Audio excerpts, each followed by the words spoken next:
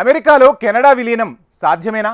కెనడాను తమ దేశంలో 51వ విలీన రాష్ట్రంగా విలీనం చేయడం బెటర్ అంటూ కాబోయే అధ్యక్షుడు ట్రంప్ మరోసారి ప్రతిపాదన తెర మీదకు తెచ్చారు.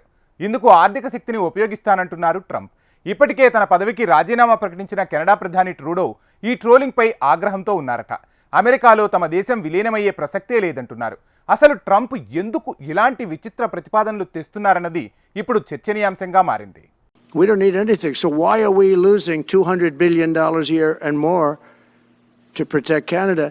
And I said that to, as I called him, Governor Trudeau. I said, listen, what would happen if we didn't subsidize you, if we didn't, because we give them a lot of money. We help them. As an example, we're buying icebreakers, and Canada wants to join us in the buying of icebreakers. I said, you know, we don't really want to have a partner in the buying of icebreakers. We don't need a partner. తాను చేసే వ్యాఖ్యలు ఎలాంటి ప్రభావాన్ని చూపిస్తాయనేది ఆయన ఏమాత్రం పట్టించుకోరు. తన మనసులోని మాటను నేరుగా బయటకు ప్రకటించేస్తారు. సంచలనాలు, వివాదాస్పద వ్యాఖ్యలకు మారుపేరుగా మారిపోయారు ఈ పెద్దన్న. అమెరికాకు కాబోయే అధ్యక్షుడు డొనాల్డ్ ట్రంప్ తాజాగా చేసిన తన పాత ప్రతిపాదన మరోసారి చర్చనీయాంశంగా మారిపోయింది.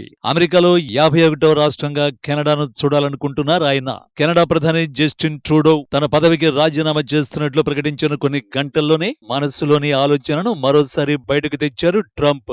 ఓహ్ కెనడా అంటూ అమెరికా జాతీయ పతాకంతో కూడిన ఇరు దేశాల సంయుక్త మ్యాప్ను సోషల్ మీడియాలో షేర్ చేశారు ఆయన. డొనాల్డ్ ట్రంప్ మొదటిసారి అమెరికా అధ్యక్షునిగా ఉన్న సమయంలో కూడా కెనడాతో సంబంధాలు పెద్దగా లేవు. తాజా అధ్యక్ష ఎన్నికల్లో గెలిచిన తర్వాత కెనడా దిగుమతులపై 25% సుంకాలు విధిస్తానని హెచ్చరించారు. ట్రంప్ వ్యాఖ్యలతో అప్రమత్తమైన కెనడా ప్రధానమంత్రి జస్టిన్ ట్రూడో వెంటనే అమెరికాకు వచ్చి ఆయనతో భేటీ అయ్యారు. ఈ సమావేశంలో ఇద్దరు నాయకులు అనేక అంశాలపై చర్చించారు. కెనడా నుంచి అమెరికాలోకి అక్రమ వలసలను అరికట్టండి, మాదక ద్రవ్యాల అక్రమ రవాణాను అడ్డుకోవాలని ట్రూడోకు సూచించారు ట్రంప్. ఈ సమావేశంలో ట్రంప్ చేసిన వ్యాఖ్యలు కెనడా ప్రధానమంత్రిని అవాక్కయ్యేలా చేసే. భారీ పన్నులను తప్పించుకోవడం కోసమైనా అమెరికాలో 51వ రాష్ట్రంగా చేరిపోండి అంటూ ట్రంప్ చేసిన సూచనతో ఇబ్బందుల్లో పడ్డారు ట్రూడో. కెనడా అమెరికాలోకి చేరాక 2 రాష్ట్రాలుగా ముక్కలైతే బెటర్. ఒక ముక్కకు ట్రూడో గవర్నర్ గా ఉండడం ఇంకా బెటర్. 2 రాష్ట్రాల్లో ఒకటి లిబరల్ స్టేట్ గా, మరొకటి కన్జర్వేటివ్ స్టేట్ గా ఉంటే బాగుంటుంది అని ట్రంప్ అప్పట్లో ఆయన మొహం మీదే అనేశారు. గవర్నర్ ఆఫ్ కెనడా అంటూ ట్రూడోను వ్యంగ్యంగా సంబోధించారు. We don't need anything. So why are we losing $200 billion a year and more to protect Canada?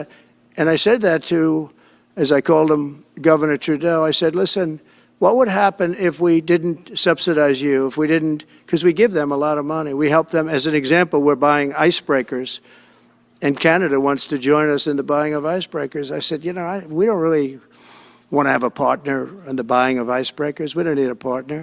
కెనడాలో అంతర్గత రాజకీయాలతో విసిగిపోయిన జస్టిన్ ట్రూడో ఇటీవలే ప్రధానమంత్రి పదవికి రాజీనామా చేస్తున్నట్లు ప్రకటించారు. ఈ నేపథ్యంలోనే తాజాగా మరోసారి స్పందించారు డొనాల్డ్ ట్రంప్. కెనడాలో మెజారిటీ ప్రజలకు 51వ రాష్ట్రంగా అమెరికాలో విలీనం కావడం ఇష్టమే అన్నారు ట్రంప్. ఆ దేశంతో భారీ వాణిజ్య లోటును, ఇస్తున్న రాయితీలను అమెరికా ఇక ఎంతో కాలం భరించలేదని జస్టిన్ ట్రూడోకు తెలుసు కాబట్టి రాజీనామా చేశారని వ్యాఖ్యానించారు.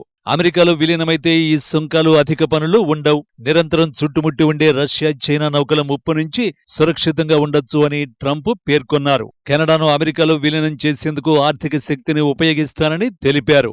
But why are we supporting a country 200 billion plus a year? Our military is at their disposal. All of these other things, they should be a state. That's why I told Trudeau when he came down, I said, what would happen if we didn't do it? He said Canada would dissolve. Canada wouldn't be able to function. Canada 51వ రాష్ట్రంగా చేరాలని అమెరికాకు కాబోయే అధ్యక్షుడు Donald Trump ప్రతిపాదనపై Canada ప్రధాని Justin Trudeau స్పందించారు. అమెరికాలో విలీనమయ్యే అవకాశమే లేదని స్పష్టం చేశారు. ఈ మేరకు ఎక్స్ వేదికగా పోస్ట్ చేశారు. కెనడా అమెరికాలో భాగమయ్యే అవకాశమే లేదు. 2 దేశాలలోని కార్మికులు, ప్రజలు వాణిజ్యం, భద్రతా భాగస్వామ్యం ద్వారా లాభపడుతున్నారని ట్రూడో తెలిపారు. మరోవైపు ట్రంప్ బెదిరింపుల నుంచి కెనడా వెనక్కి తగ్గబోదని, అవగాహన లేకుండా మాట్లాడుతున్నారని కెనడా విదేశాంగ మంత్రి మెలనీ జోలీ ఆరోపించారు. మా ఆర్థిక వ్యవస్థ బలంగా ఉంది, మా ప్రజలే మా బలవంతులు, బెదిరింపుల నేపథ్యంలో మేము ఎప్పటికీ వెనక్కి తగ్గమంటూ ట్రంప్ను హెచ్చరించారు. డొనాల్డ్ ట్రంప్ కెనడాతో పాటు గతంలో గ్రీన్లాండ్, పనామా, మెక్సికో దేశాలపై కూడా ఇలాంటి వ్యాఖ్యలే చేశారు.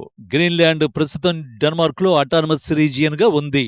ఈ ద్వీపంలో అత్యధిక ఖనిజ సంపద ఉంది. ట్రంప్ తను మొదటిసారి అధ్యక్షునిగా ఉన్న 2019లో గ్రీన్లాండ్ ను కొనుగోలు చేస్తానని ఆఫర్ ఇచ్చారు. కానీ దీనికి అప్పట్లో డెన్మార్క్ నుంచి ప్రతికూల స్పందన వచ్చింది. దీంతో ట్రంప్ ఆ దేశ పర్యటనను రద్దు చేసుకున్నారు.